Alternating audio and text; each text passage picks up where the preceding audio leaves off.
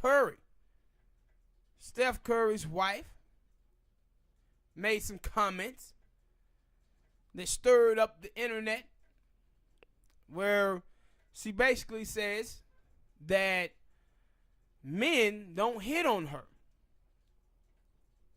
but women is always hitting on Steph Curry. Now, people is getting on her about the fact that they say she's insecure. But people are missing the point that she's telling you that men respect Steph Curry relationship to her, while women are not respecting the relationship Steph Curry has with her. People are missing that point to try to make it seem like, oh, you know, women have everything and still be insecure. Yes. Yes. We've been know that. I've talked about that many times, about how girls are attracted to patriarchy. And a girl will want a man to hit on her just so she can turn him down. Women are like the stock market. With the stock market, a little something go bad and the damn Dow Jones go down 600-700 points. It's fragile. It's fragile. And women's self-esteem is fragile because women don't live in reality. They live in the world of Hollywood and TV. Whatever television tells them to be attracted to, that's what they're attracted to. Whatever television tells them it's the hot look, this is what they think they supposed to look like. The new trend. Yeah, the new trend. See a little video on World Star where the girl supposed to been shaking her ass and then twerking on the video. And then I get her friend or somebody came in there and I was like, yo, why you doing this shit for? Why you doing that? Like, why you shaking your ass? And she, I can shake my ass in front of these folks if I want to. And she was like, what you getting out of that? Attention. Nothing. And then she was like, then why you doing it? You can get nothing out of this. No, she getting attention. And but she didn't know that. She couldn't even answer that question. So, like, I was like, yeah, you right that she getting attention, but she couldn't even answer that. And I was like, see, that's the bad part of it. Yo, a lot of people do shit for attention, but they don't even know that that's the reason why they doing it. Some do. Yeah, some do. But like some do, but the other ones are just seeing them doing it and say, I'm gonna do it too. It's a trend. It looks fun. Yeah, and so I wanted to talk about this Ayesha Curry story and talk about and tie it to the state of black love, the problems we see having in that department, because I think her story goes along with this. Attention seeking. Are you with the person that you with for the right reasons? See, you can have a man, and a man can tell his old lady that she's beautiful every day. But if she feels that she has a flaw, it don't matter what he say, she's still going to feel bad about it. She don't care what he say. But if she posts a pic of herself on Instagram or Twitter or something, and people say good things, you know what she'll do? She'll ignore that, but she'll listen to the two dudes that was in there criticizing her and start saying, these men this, these men that. It was a million dudes in the comment section that say you was beautiful, but you focus on the negative. You focus. I'm giving no compliments. And you focusing on the negative. But pertaining to black love, though, you see Steph Curry, and he comes out and he backs his wife and tell her he appreciate her strength to come out and say what she's feeling and put her insecurities on the line. And you got black women out here saying that, oh, that's why she insecure, because her husband is a pussy. So you telling me you gonna get on a black man for supporting his black wife? This is the same reason why we had black women criticizing Ayesha Curry in the first place. Why? Because she is for traditional marriages. She talks about how she watched her mom and dad have a marriage of almost, 30-something years now, and watched Steph's parents as well. So she said she put her marriage ahead of her children, because if her marriage to Steph is going good, then she know her kids is going to be fine. And black women criticize her for that, saying, no, she's supposed to just focus on her children. What? She can do both. But you do both, but the thing is that she's saying is, if I make sure that my kids come up in a 2-parent household, then I know that my children is going to be fine. Why? Because you got 2 checks coming in. You also have a man experience with a woman experience, so your kid get the best of both worlds. See, we have women out here today, man, that believe that raising a kid on their own is something that they supposed to be trying to do. I don't need a man. The only women you hear say this shit is black women.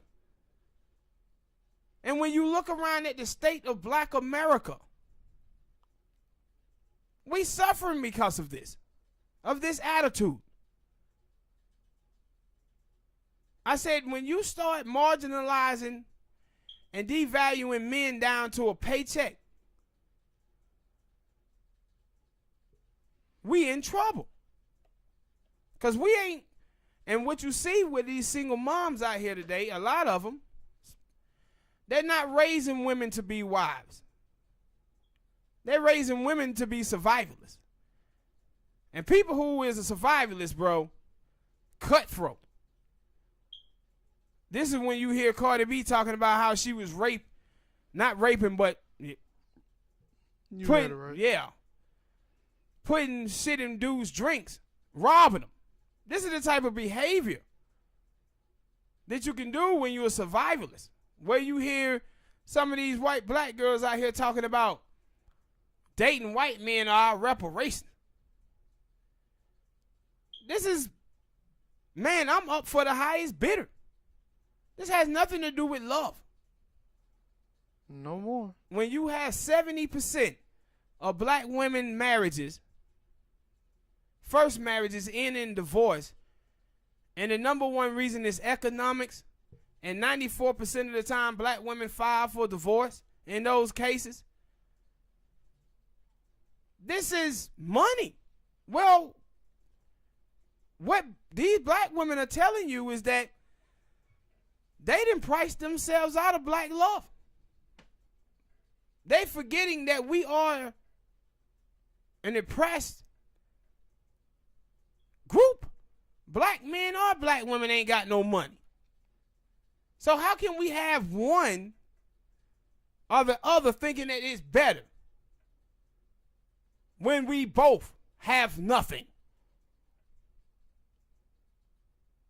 It don't make any sense.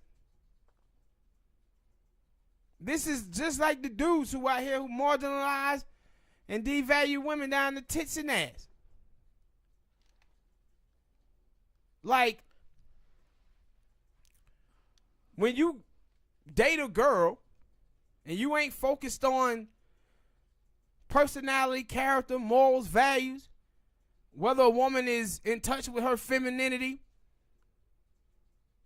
or the fact that she allow you to be vulnerable around her so you can tell her your deepest thoughts. If you're not focusing on that stuff, man, don't be surprised when you end up with a baby mama. We out here in a hooker and John mentality. Men marginalize women down to tits and ass, and women marginalize men down to a paycheck. And we out here talking about this is a relationship. I was listening to Tone Talks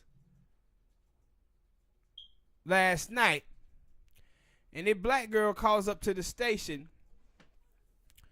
and she talks about how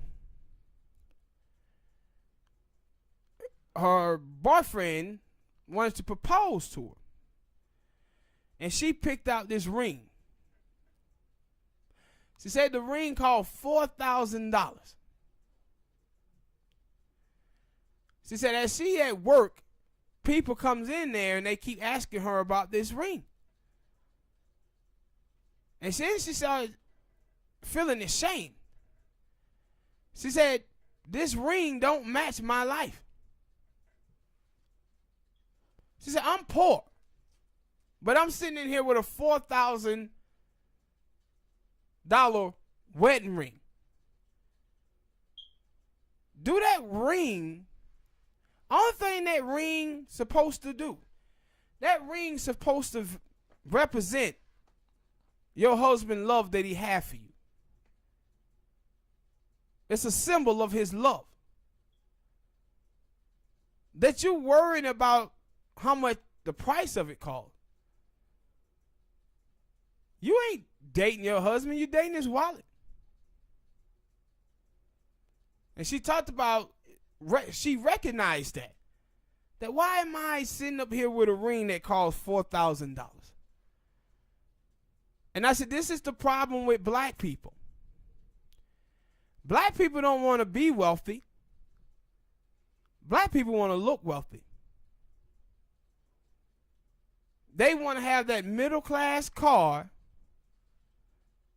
that middle class home, Gucci, Prada. They want to have those things with a poor person bank account. But be sitting out here pretending to us like they got it going on. But then when that break come, when you had that bad break and you had to dine scale, these black women are running away. Then they talking about why black dudes ain't committing, don't want to commit to them. Why would you commit to these chicks when that's their numbers? They tell you when the tough get tough, they ass gonna get to running. Can't have a family with someone like that, bro. That don't make any sense. And I say, when you see these women out here, it get to the point now, if you hear women who say stuff like, I'm not dating down, love don't pay the bills, I can't find no suitable partner. When you see girls like that, you might well stay away from them. Especially if you're a black man. Because your life with them will not last long.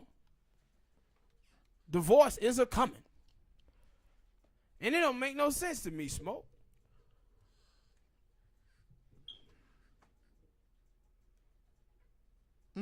I ain't got nothing to say on that because, like I said before, these are part of the reason why I want to get married and have kids. Nah. And I said, we have this conversation about toxic masculinity in our community, but we don't never have that conversation about toxic mothers. And how toxic mothers is raising these little feminized boys running around here. Raising these girls to be survivalists. I said the beatings. Like these young boys out here, they mom is beating the hell out of them. Teaching those young boys to handle their problem with violence so they grow up beating the hell out of women. Beating the hell out of other people to take their anger out on them. Then women had the nerve to talk about men beating them up. Men ain't shit. Black men ain't shit. Well, the black mothers are the one who raised them. So what's that say about the black mothers? Is the black boys ain't shit. And the women are the one who raised them. But we got major problems out here, man. We keep on trying to escape blackness. Black women are trying to escape blackness with college degrees. And then when they can't do that, they trying to escape it through marriage. And then when they can't do that, now they out there trying to seek out white zaddy. White zaddy gonna save me from blackness.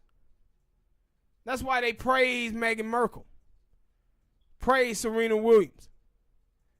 The way that they do.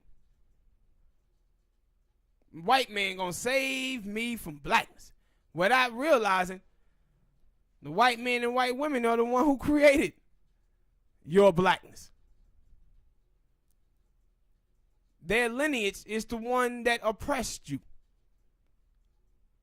and oppressed your men. It don't make any sense, bro. But hit that like button, people. Subscribe.